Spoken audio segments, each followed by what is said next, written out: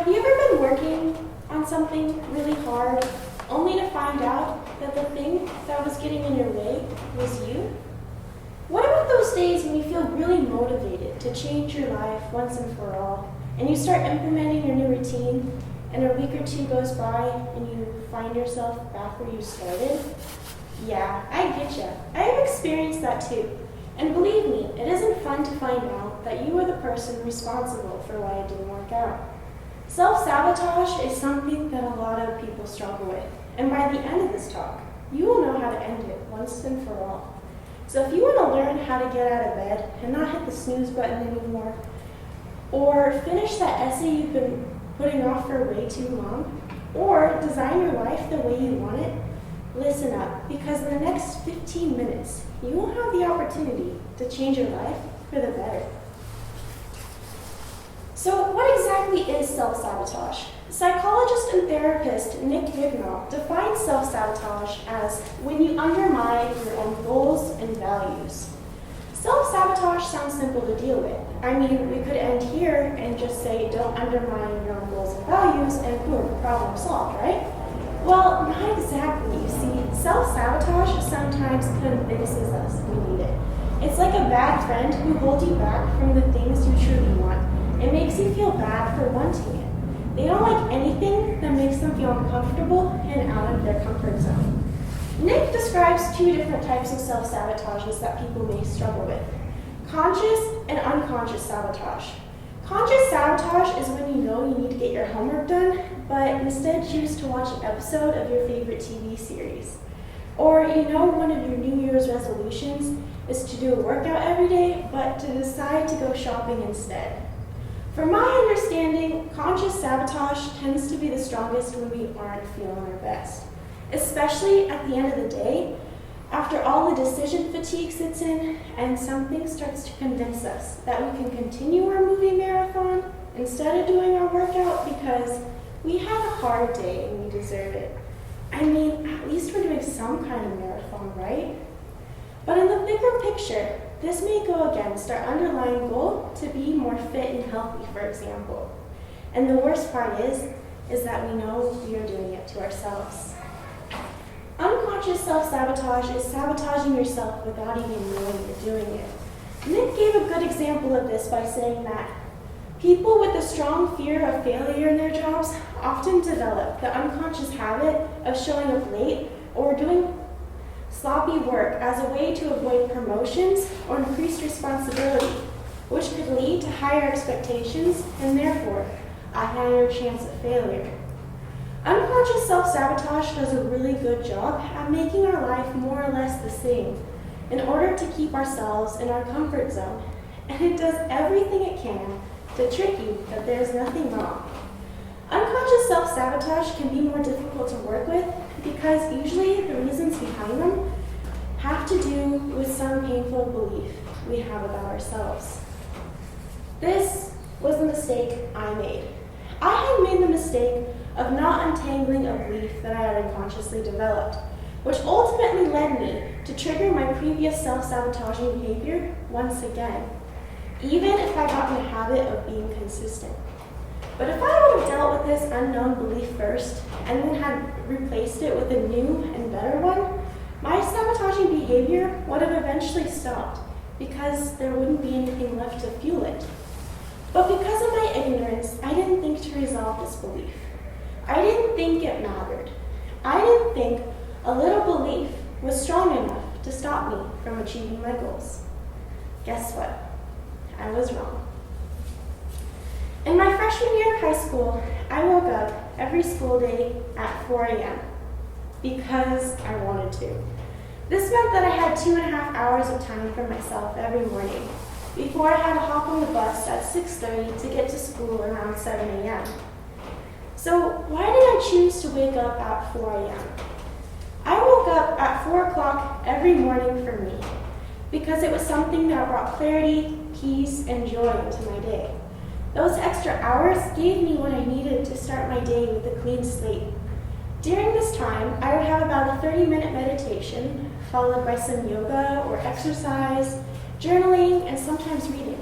Then after all that, I would get ready for school and head out the door, full, nourished, and happy.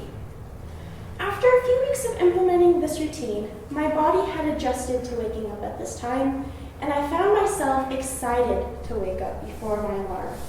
I was really proud of myself for being consistent with my routine. This was the time I had every day to invest in myself. I noticed my overall happiness had increased. I had lots of energy, motivation, and my self-discipline was getting stronger.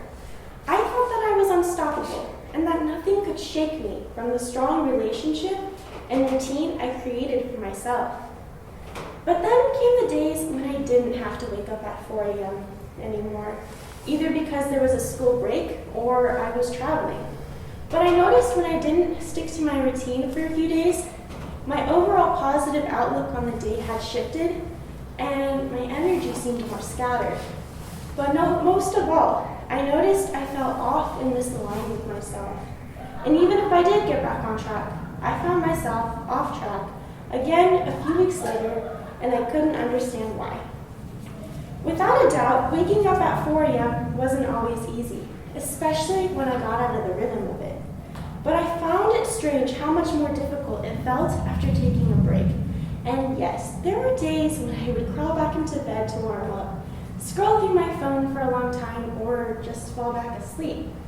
And of course, there were days when I didn't really want to do my routine. So I would find myself procrastinating and waste the time I created for myself. And when the time I created for myself was gone, I would tell myself that I would do it tomorrow.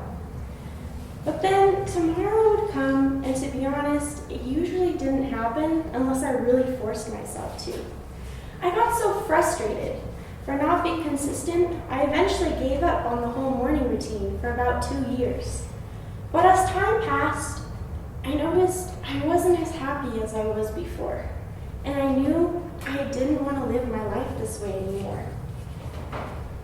So I decided it was time to break up with my BS, my belief systems. In order for me to stop self-sabotage once and for all, I had to create a new belief system that I was going to follow.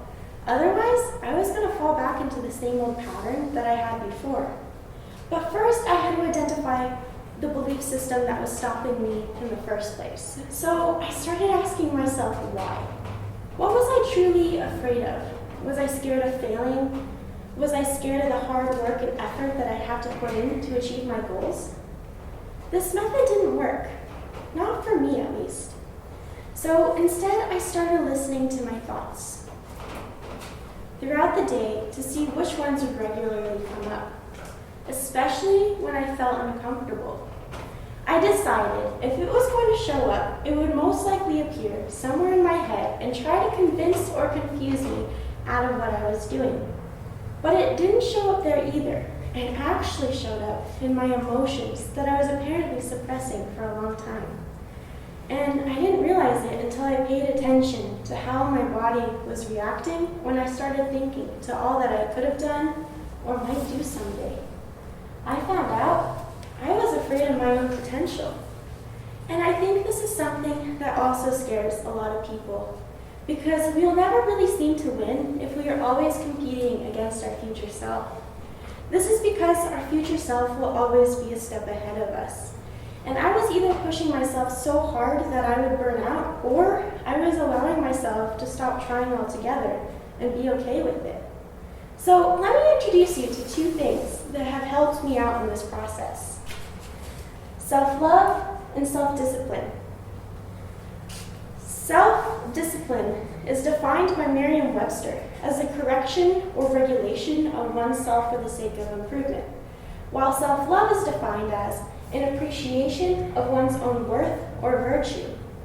Self-discipline and self-love are like muscles. The more you use them, the easier it becomes to lift heavy things. But you can't expect them to lift everything they encounter, because sometimes they need training. But when the 2 work together, they become a muscle powerhouse capable of overcoming challenges. But if you don't use them, you may start to lose them over time, like I did. So don't forget to give them a little workout every now and then. Self-love and self-discipline helped me get over my fear of my own potential. Self-love taught me that it's okay to mess up and make mistakes. It taught me to stop putting so much pressure on being perfect and doing everything right. That I am enough, and that I'm exactly where I need to be in this very moment. Self-discipline taught me that it's okay to get out of my comfort zone, and that I can use my greatest self for inspiration and motivation to do my best. But it is not the standard that I have to live up to. I hope they teach you that too, because I realized self-discipline won't get you anywhere without self-love. And I needed both in order to defeat self-sabotage. So now that I've identified my BS, how am I going to change it? One of the easiest ways I have found to change a belief is through awareness and repetition. Through awareness, we are able to identify the unwanted belief when it comes to mind and replace it. And through repetition, we can eventually replace an old belief with a new belief.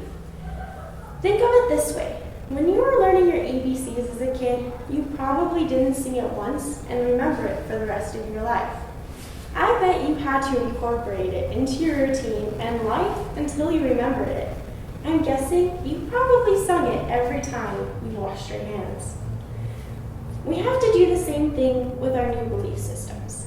I personally have a piece of paper of my new belief on my nightstand that I read every morning when I wake up and every night before I fall asleep. And it's going to be like that, not until I remember it, but when I believe it full-heartedly, until it becomes part of my identity. So now that we have worked through the BS, we can now work with our previous self-sabotaging habits. Remember those muscles I talked about earlier, self-love and self-discipline? Yeah, you're going to need them right about now in order to create some new habits. In order for me to stop my self-sabotaging habits, I had to sabotage my self-sabotage. In other words, I had to make it easier for me to do the thing I wanted to do instead of the thing I usually did.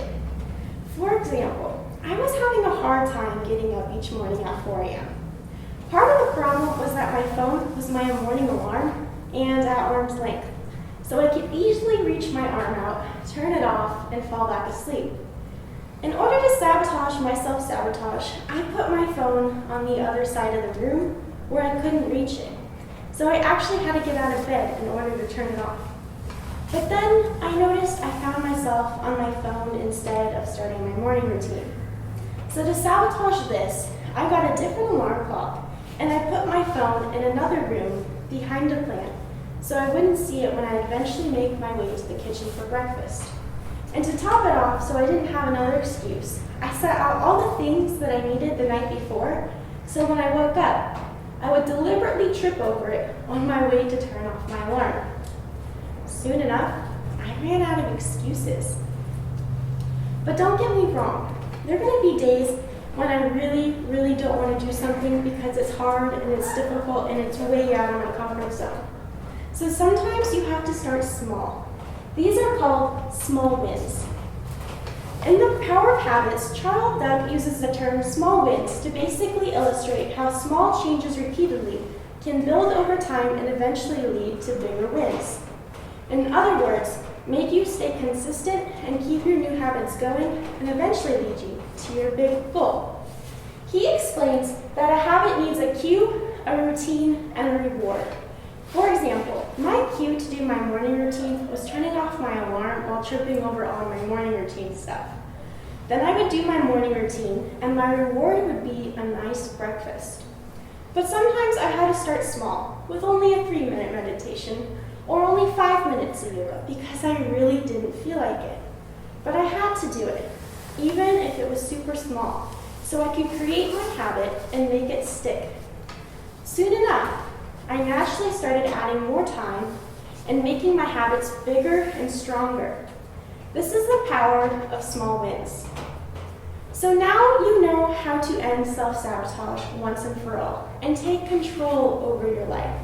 I'll give you a quick rundown of all the things that we have learned. First, there are 2 different types of self-sabotage, conscious and subconscious self-sabotage. Secondly, we need to identify and break up with our BS and change it through awareness, repetition, and using our muscles, self-love, and self-discipline. And finally, sabotage your self-sabotage and use small wins to help you create strong habits. And remember, self-sabotage is something that a lot of people struggle with, so you're not the only one. But that isn't something that has to hold you down anymore.